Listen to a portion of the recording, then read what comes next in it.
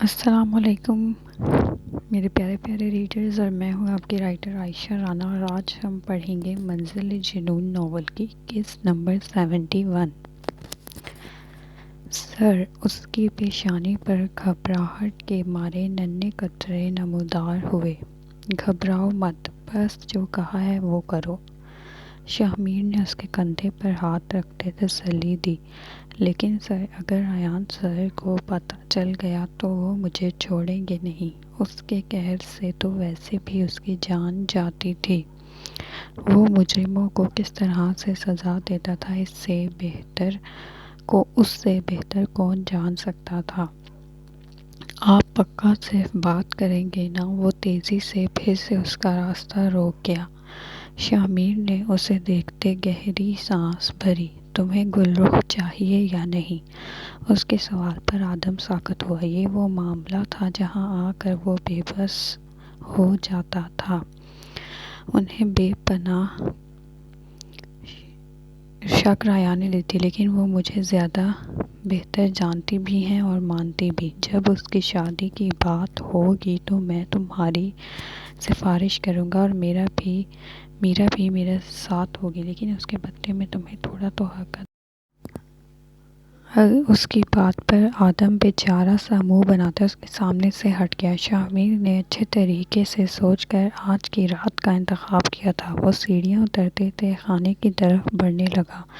اس نے مجھے تھپڑ مارے، مجھے دھکا دیا۔ میرا کی باتیں اس کے ذہن میں گونجیں تو وہ جبڑے بھینچے خود پر ضبط کر گیا۔ رات کی خاموشی میں اس کے بھاری قدموں کی آہٹ گونج رہی تھی۔ نیچے کال کوٹری میں بند وجود اس آواز کی جانب متوجہ ہوا۔ شاہ میر نیچے اترتا سیدھا اس کی جانب بڑھا۔ ان دونوں کے درمیان لوہے کی مضبوط سلاخیں موجود تھیں۔ اب شاہ میر اپنی جیب سے چابی نکالتے تالا کھول رہا تھا۔ کنگ کی تمام حسیات جاگ گئیں۔ وہ پوری آنکھیں کھول کر اس شخص کو دیکھنے کی کوشش کرنے لگا، لیکن اندھیرا چھائے ہونے کے باعث وہ ناکام رہا۔ شاہ میر نے اندر قدم رکھتے لائٹر جلایا۔ پیلی روشنی میں اس کا چہرہ نمودار ہوا تو کنگ نے آنکھوں کی پتیاں سکوڑتے اسے دیکھا۔ اتنے دن سے اندھیرے میں رہنے کے باعث اس کی آنکھیں روشنی میں چندھیانے لگیں۔ کیپٹن شاہ میر خانزادہ، وہ اسے پہچاننے میں کامیاب ہوا۔ شاہ میر بنا جواب دیے ایک طرف رکھے بینچ پر بیٹھ گیا۔ 10 منٹ ان کے درمیان خاموشی قائم رہی۔ کیا بات ہے؟ تم بھلا میرے پاس کیوں چلے آئے؟ تمہارے ساتھ تو میرا کوئی لینا دینا نہیں۔ شاہ میر کی آنکھوں میں خون اتر آیا۔ ارے اتنا غصہ کیوں آ رہا ہے تمہیں؟ کنگ نے ڈرنے کی ایکٹنگ کی۔ اوہ، کہیں اس معصوم چڑیا کی وجہ سے تو نہیں؟ بہت ہی معصوم تھی بیچاری، لیکن اس کی بات مکمل ہونے سے پہلے ہی شاہ میر پاگلوں کی طرح اس پر ٹوٹ پڑا۔ وہ اس کے زخمی وجود کو مزید زخمی کرتے پیچھے ہٹا۔ کنگ نے کھانستے منہ سے خون تھوکا۔ تم جتنی بھی کوشش کر لو مجھے جان سے نہیں مار سکتے۔ فی الحال تمہیں مجھ سے بہت سے راز اگلوانے ہیں۔ وہ صاف اس کا مذاق اڑا رہا تھا۔ اور میں یہ بھی جانتا ہوں کہ تم کبھی کوئی راز میرے حوالے نہیں کرو گے۔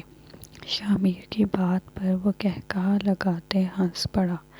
صحیح پہچانا ہے تم نے۔ ایک بات اور جان لو کہ تم سب مجھے زیادہ دیر تک یہاں قید نہیں رکھ سکو گے۔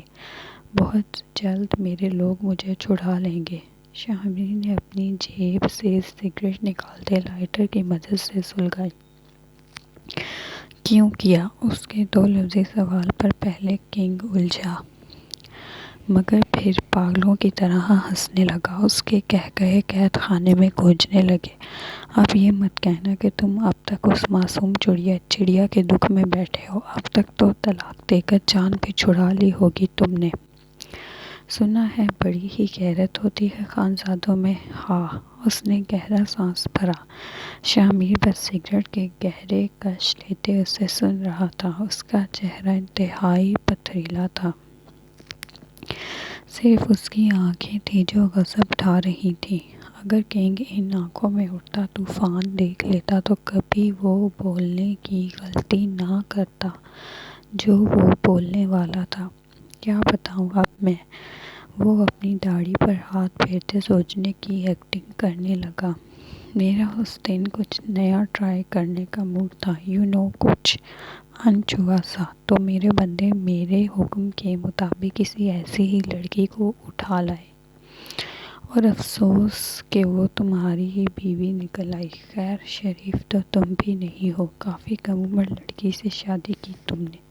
وہ کمینگی سے ہنسا۔ تمہیں مجھ سے شکوہ نہیں کرنا چاہیے، بہت اچھے سے رکھا تھا میں نے اسے، بہت پیار سے۔ برا تو ابھی کچھ ہوا ہی نہیں تھا، ابھی تو میرے بعد میرے بندے اسے استعمال کرتے، پھر میں اسے اپنی بزنس ڈیلز کے لیے استعمال کرتا، اور اگر وہ بیکار ثابت ہوتی تو بھی میں اسے ضائع نہ ہونے دیتا۔ انڈر ورلڈ میں اس کی آنکھیں، دل، گردے سب اچھے داموں میں بکتا۔ آہ مجھے افسوس رہے گا۔ وہ بہت جلدی ہاتھ سے نکل گئی۔ وہ ہاتھ پر ہاتھ مارتے ملال میں تھا۔ شاہمیر کی سگریٹ ختم ہوئی، وہ اپنی جگہ سے کھڑا ہوا اور ساتھ ہی اس کال کوٹری میں جلتا واحد شعلہ بھی بجھ گیا۔ اچانک وہاں کسی کی دلدوز چیخیں گونجنے لگیں۔ کنگ اندھیرے میں اسے دیکھ نہیں پا رہا تھا، پر جب جب لوہے کی سنگل اس کے جسم پر برستی وہ کراہ اٹھتا۔ اس کا جسم نیلو نیل کرتے وہ رک گیا۔ باہر کھڑے آدم کا پریشانی سے برا حال تھا۔ نہیں، میری ہی غلطی ہے، مجھے یقین کرنا ہی نہیں چاہیے تھا۔ وہ فوراً نیچے بھاگا۔ چھوڑ مجھے، اسے حد سے بڑھتے دیکھ وہ چیخا۔ میں نے ایک وعدہ کیا ہے جسے پورا کرنے میں میں پہلے ہی بہت تاخیر کر چکا ہوں، اب اور نہیں۔ شاہمیر سپاٹ لہجے میں بولتے جیل سے باہر نکلا۔ اب وہ ایک کونے سے بوتل اٹھا لایا۔ اندھیرے میں بھی اسے بالکل صحیح دکھائی دے رہا تھا۔ پیٹرول سے اس کا بدن گیلا ہوا تو وہ بدحواس سا چلانے لگا۔ نہیں، وہ پیٹرول کی بو سے پاگل ہوا۔ تم یہ نہیں کر سکتے۔ اس کی چیخوں کا مقابل پر کوئی اثر نہیں تھا، بالکل اسی طرح جیسے اس رات کسی معصوم کی چیخوں کا اس پر کوئی اثر نہیں ہوا تھا۔ شاہمیر نے لائٹر جلایا۔ کنگ نے آخری بار اس کا چہرہ دیکھا، جہاں اسے صرف اپنی موت دکھائی دی۔ آدم تیزی سے سیڑھیاں پلانگتے نیچے آیا۔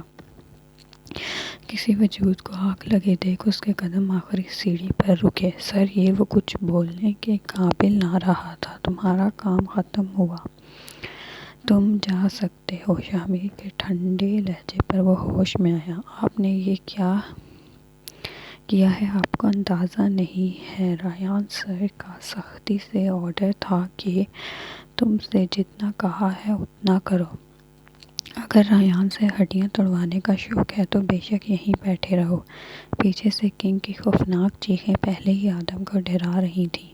وہ بنا کچھ کہے وہیں سے مڑ گیا۔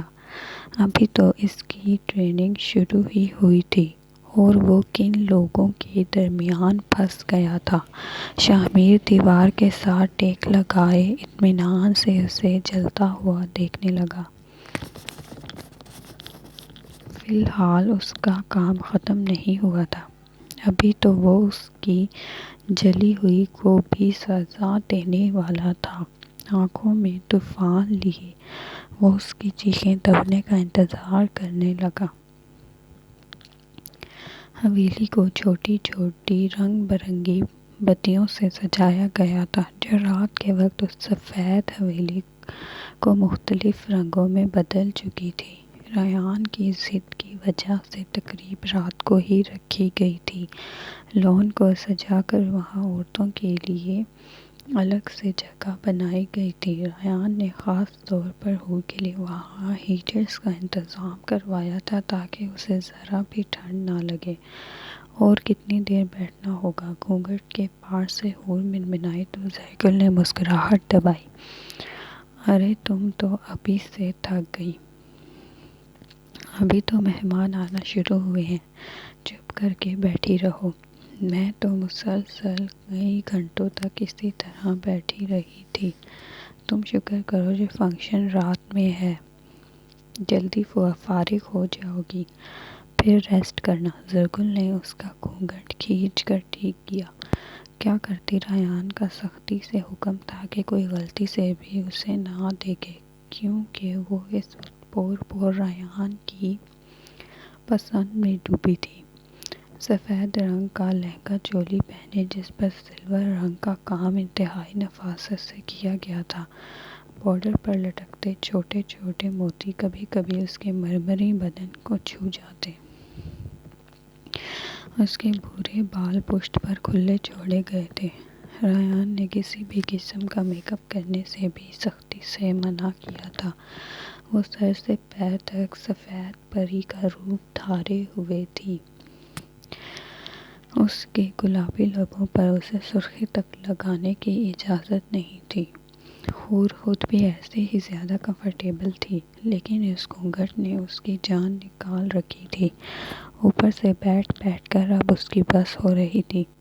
بھئی جلدی جلدی رسمیں کر لو، اب مہمان بھی آ چکے ہیں۔ لیکن بی جان، ریان لالا تو آ جائیں، پھر اکٹھے ہی ہوگا سب۔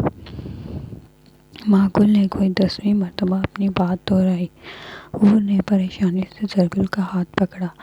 وہ آ کیوں نہیں رہے؟ ارے کچھ نہیں ہوتا، ٹریفک میں پھنس گئے ہوں گے، میں دیکھ کر آتی ہوں۔ زرگل بی جان کو حور کا خیال رکھنے کا اشارہ کرتے وہاں سے نکلی۔ بہروز کو وہ پہلے ہی فون کر چکی تھی۔ بہروز اور کتنا انتظار کرنا پڑے گا؟ ریان لالا کہاں ہیں؟ اس نے پریشانی سے پوچھتے ساتھ رابعہ کو اس کی گود سے لینے کی کوشش کی، مگر آج تو اس کے تیور ہی نرالے تھے۔ وہ بہروز کی گردن کے گرد اپنے بازو ڈالتے اسے بتانے لگی کہ وہ فی الحال اپنے بابا کے پاس ہی رہنا چاہتی ہے۔ اس سے کیا ہوا؟ اب زرگل کو کون سمجھائے کہ مردوں کے پیچھے بھی آتش بازی کی گئی تھی، جسے وہ اپنی چھوٹی چھوٹی گرے آنکھوں سے ٹکر ٹکر دیکھتی رہی تھی۔ یہ کھیل تو اسے عورتوں کے درمیان کبھی دیکھنے کو ہی نہیں ملا تھا۔ میں نے فون کیا ہے، وہ آ رہا ہے بس۔ زرگل سر ہلاتے واپس چلی گئی۔ ریان کا انتظار کرنے کے بعد آخر عورتوں نے رسمیں کرنا شروع کر دی۔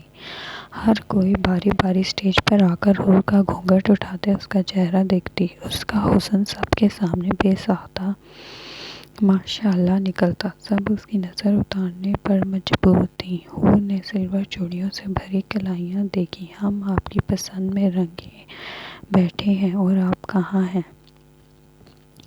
اب اسے رونا آ رہا تھا۔ بے ساختہ کچھ شور سا اٹھا۔ جو لوگ پہلے حور کو ہی دیکھے جا رہے تھے، اب وہ مڑ مڑ کر اس شہزادے کو دیکھ رہے تھے جس کے نصیب میں وہ پری لکھی تھی۔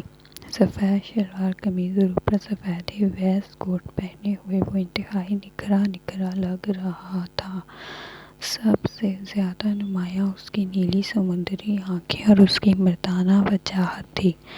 وہ بہروز سے گلے مل رہا تھا۔ وہاں سے دور عورتیں اس طرف دیکھ سکتی تھیں، لیکن مردوں کی نظر یہاں نہیں پڑ سکتی تھی۔ ریان لالا آ گئے۔ زرگل نے جھکتے اس کے کان میں سرگوشی کی تو اس کا بدن ڈھیلا پڑا۔ شاہ میر کہاں ہے؟ بہروز سے ملتے ریان نے اس کی تلاش میں نظریں دوڑائیں۔ وہ تو آج آیا ہی نہیں، مجھے لگا شاید تمہارے ساتھ آئے۔ ریان نے اچنبھے سے اس کی جانب دیکھا اور پھر لب بھیج لیے۔ میرا کی طبیعت ابھی پوری طرح سے ٹھیک نہیں ہوئی تھی، اسی لیے وہ مینشن میں ہی رکی تھی۔ اس کا کہنا تھا کہ وہ وہاں انہیں بعد میں ویلکم کرنے کے لیے رکے گی۔ اس نے ذرا سائڈ پر ہوتے فون نکالا۔ ہیلو، ہاں کوئی مینشن آیا کیا؟ سامنے سے نفی میں جواب ملنے پر وہ کچھ شانت ہوا۔ اسے شک تھا کہیں وہ پھر سے میرا سے ملنے نہ پہنچ گیا ہو، لیکن وہاں بھی کوئی نہیں آیا تھا۔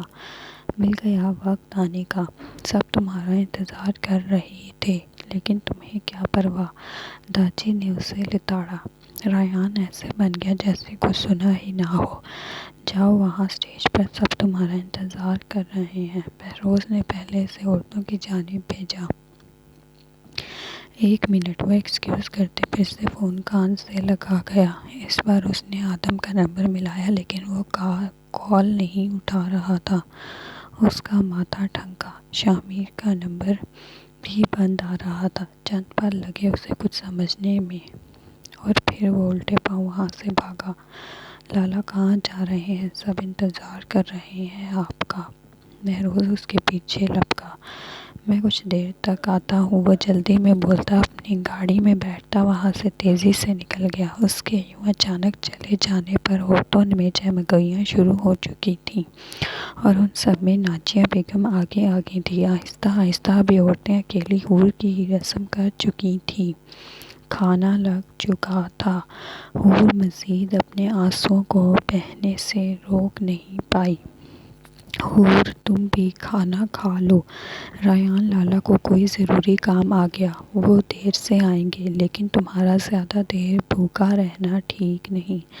زرگل نے اس کے لیے ٹیبل پر ہی کھانا لگا دیا۔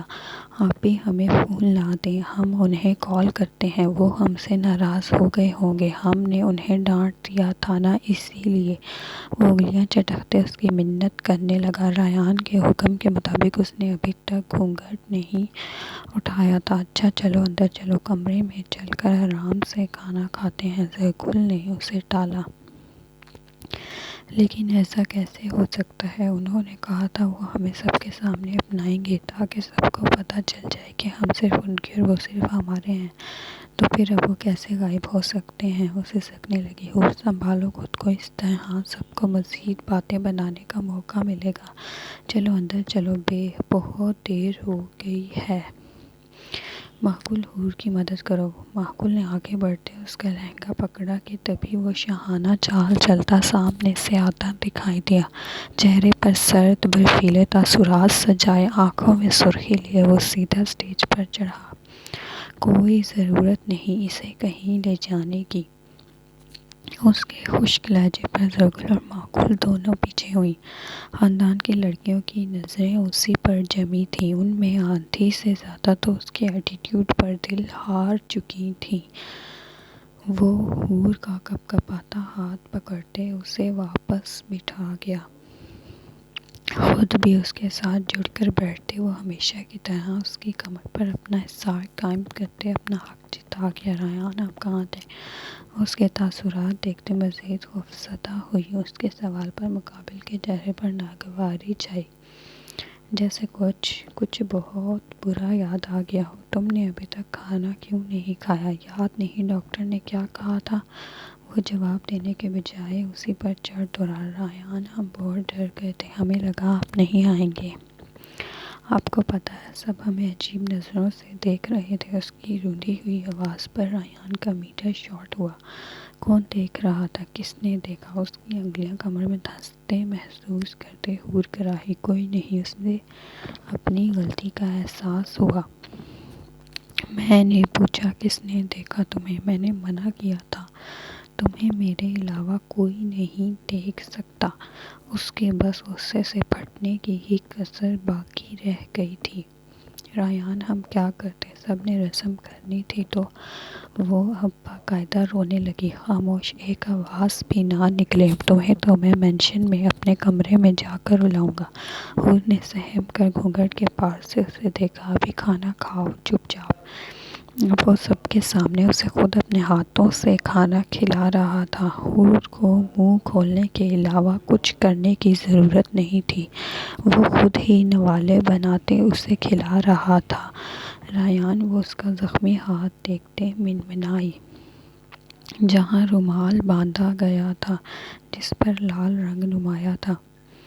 آج کوئی سوال مت کرنا، میں نہیں چاہتا کوئی بدمزگی ہو۔ اس کے ٹھنڈے لہجے پر حور ہونٹ سی گئی، جبکہ کھانا کھاتے ہوئے بھی سبھی لوگوں کی نظریں اسی حسین جوڑے پر جمی تھیں۔ لائک کریں، کمنٹ کریں، سبسکرائب کرنا نہ بھولیں۔